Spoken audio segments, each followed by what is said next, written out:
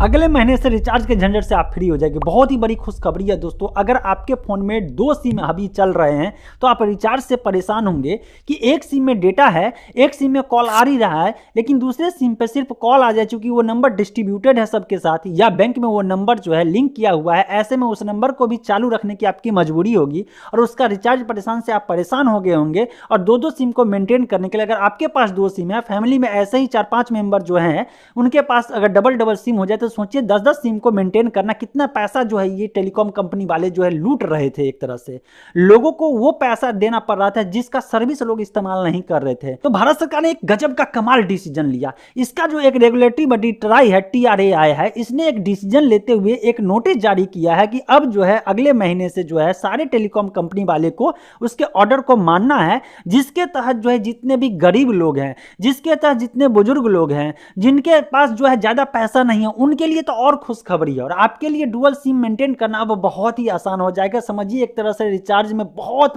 बहुत बहुत रियायत मिल गई है। अब क्या है ये डिसीजन, सो समझ लीजिए। बात ये है कि अगर आपके पास 2 सिम होगा तो एक सिम में आप जो है रिचार्ज कराते होइएगा, जिसका डेटा यूज करते होइएगा, उसी से रेगुलरली बात करते होइएगा। और एक सिम होगा जिसमें जो है बैंक का SMS आने के लिए रखे होइएगा, या वो सिम पहले से घर के जितने भी रिश्तेदार है, जान पहचान के लोगों के पास नंबर है तो उसको आप बंद नहीं कर पा रहे हैं। अब उस सिम में आपको रिचार्ज कराने के लिए मिनिमम 200 का रिचार्ज तो कराना ही पड़ रहा था। 199 का रिचार्ज करा के परेशान थे। अब 199 का महीना सिर्फ इस बात के लिए दे रहे थे कि कोई उस पर कॉल कर दे या बैंक का SMS आधार सब जगह वहां पे लिंक करके रखे हुए हैं। अब परेशान हो गए ना। अब बात यह है कि उसमें जो उस रिचार्ज प्लान में देखते होइएगा और पूरा पढ़िएगा तो पता चलेगा वो कॉम्बो प्लान हुआ करता। तो ये सबके लिए अप्लीकेबल था। मतलब कि आपके पास स्मार्टफोन है तब भी आपको 200 रुपया पे करना ही है मिनिमम, और जिसके पास बटन वाला मोबाइल है उसको भी पे करना है। अब उस कॉम्बो प्लान में क्या होता था, वॉइस कॉल के साथ साथ जो है उसमें SMS पैक भी रहता था और इसके अलावे जो है डेटा पैक भी रहता था। मतलब कुछ डेटा देता था, कोई 100 MB देता था, कोई 500 MB देता था, कोई 1 GB दे देता था, कोई 2 GB पूरे महीने का दे देता था। अब वो डेटा का इस्तेमाल जो नहीं करेगा उसको भी इतना पैसा तो पे करना पड़ता था, और कोई यूज कर लिया तो बहुत अच्छी बात है। अब इसी चीज को लेकर के जब बैठक हुई, डिस्कशन हुआ, पेपर पब्लिश हुआ और सब डिबेट के बाद जो है फाइनली आउटपुट यही निकला कि ट्राई ने डिसीजन दिया कि जब लोग जो है, जो गांव के लोग हैं, जो बुजुर्ग हैं, उनको इस्तेमाल डेटा नहीं करना है, वो पैसा क्यों देंगे, इसके लिए क्यों भरेंगे।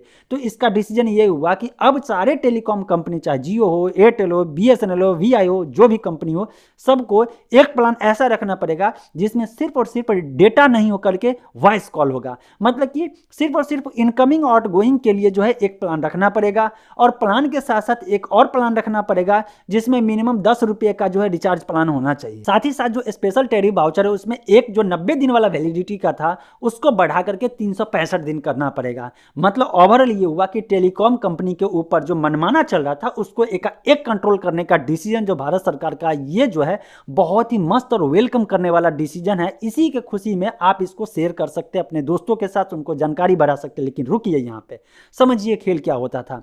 ये कंपनी वाले बहुत चालाक हैं। ये सोचे कि प्रॉफिट कहां से निकाला जाए, तो धीरे धीरे जो है मार्केट में जो पैसा लगाए हुए थे ज्यादा पैसा बनाने के लिए, सब टेलीकॉम कंपनी वाले एक दूसरे से बात करके ये डिसाइड किए कि यार एक काम करो, ऐसे नहीं होगा, लोग ऐसे पैसा नहीं देंगे। सबके पास डुअल सिम है, ये तो समझ गए। सब कंपनी वाले को आइडिया मिल गया, डेटा मिल गया। डेटा अपने इंडिया में कितना ज्यादा ओपनली मिल जाता है ये पता ही है कि यार जिनके पास स्मार्टफोन है सबके फोन में 2-2 सिम तो चल ही रहे हैं। जब 2-2 सिम चल रहे हैं तो सब पे तो सेम रिचार्ज कराएंगे लोग नहीं। एक इनकमिंग के लिए रखता था, बाकी जो है आउटगोइंग के लिए और डेटा के लिए रखता था।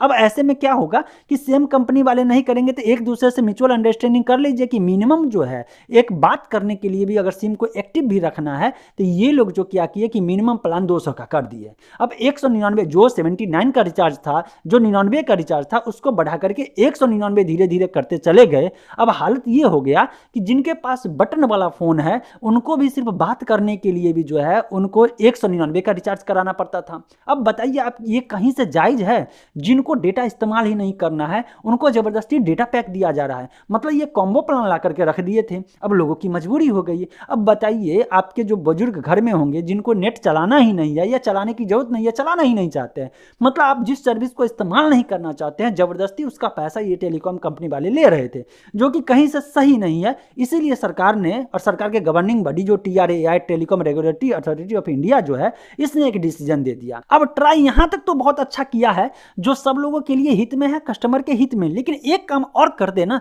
तो मजा आ जाएगा। कौन सा काम भाई? एक काम गौर कीजिएगा कि ये लोग क्या टेलीकॉम वाले करते हैं और पैसा ठगते हैं कि 12 महीने का पैसा कहकर 13 महीने का पैसा लेते हैं। मतलब साल में भाई साहब मात्र 12 महीने होते हैं, लेकिन ये 28 दिन का प्लान कर करके जो है, ये 28 दिन का प्लान करेंगे तो कैलकुलेट करिएगा तो आपको पता चलेगा ये साल में 13 महीने का पैसा ये लोग ऐंठ रहे थे। अब इस पे भी अगर डिसीजन कुछ ला दे तो बढ़िया हो जाएगा।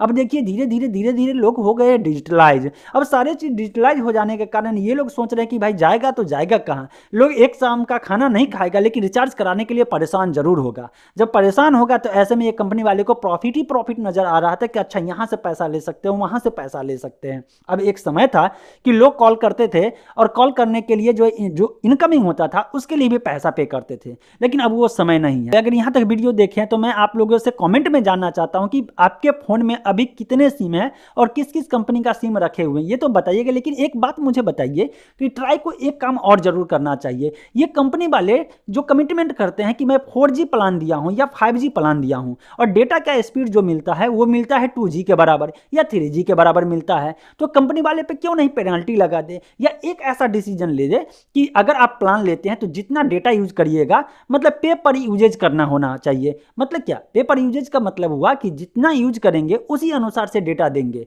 मतलब कि केबी के अनुसार से डेटा। अगर जिसको जरूरत है 1 GB का और उसके प्लान जबरदस्ती जो है 2 GB का दिया हुआ है, अब वो 1 GB यूज किया, 2 GB का पैसा पे किया, भाई क्यों पे करेगा? ऐसा नहीं हो सकता है कि अगर 500 MB यूज करेगा तो 500 MB का पे करे और 2 GB यूज करेगा तो 2 GB का यूज करे और पैसा उसी अनुसार से पे करे। इससे ही हो जाएगा कस्टमर को जितना जरूरत है उतना ही डेटा यूज करेगा, टेंशन फ्री रहेगा। ये कंपनी वाले कॉम्बो प्लान बना लेते हैं और इसके बाद प्लान पेश कर देते हैं। अब लोग समझता है कि चलो यार मेरे पास इस महीने जो है 300 GB है, 300 GB यूज ही नहीं करते हैं, तो ऐसा होना चाहिए कि अगर 300 GB यूज किए हैं और तो बहुत अच्छी बात है, इससे ज़्यादा यूज करिएगा तो एक्स्ट्रा पैसा दीजिए। लेकिन अगर उससे कम यूज करते हैं तो आपका जो क्रेडिट जो डेटा हो जाएगा वो अगले महीने शिफ्ट हो जाना चाहिए। एटलीस्ट उसको शिफ्ट करते करते इतना नहीं करे कि मान लीजिए कि जो कंपनी वाले पे भी टेंशन हो जाए, उसको जो मेंटेनेंस इंफ्रास्ट्रक्चर में दिक्कत हो जाए, तो उसको ये किया जा सकता है कि शुरुआत का जनवरी से लेकर के दिसंबर तक का टाइम पीरियड दे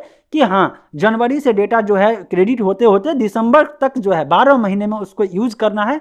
अगर आपका डेटा बच जाता है तो 12 महीने बाद जो है ऑटोमेटिकली वो डेटा जो है आप यूज नहीं कर पाइएगा, लेकिन 12 महीने का टाइम पीरियड दे जिससे लोगों को आसानी होगा कि जब ज़्यादा डेटा की जरूरत होगी तो उसी के पैसे का अपना डेटा यूज करेगा और जब कम डेटा की जरूरत होगी तो कम यूज करेगा। जस्ट लाइक नौकरी में होता है ना कि छुट्टी जो है इतना फिक्स रहता है कि इतना छुट्टी देना है, लोग जो है छुट्टी को बचा के रखते हैं और जब लास्ट में साल के अंत में वो छुट्टी खत्म होने वाला रहता है तो क्या करते हैं कि एक बार में वो छुट्टी का इस्तेमाल कर लेते हैं, तो कोई ढंग का काम भी कर लेते हैं। अगर इस बात से सहमत होइएगा तो कमेंट में जरूर बताइएगा यस ऐसा होना चाहिए।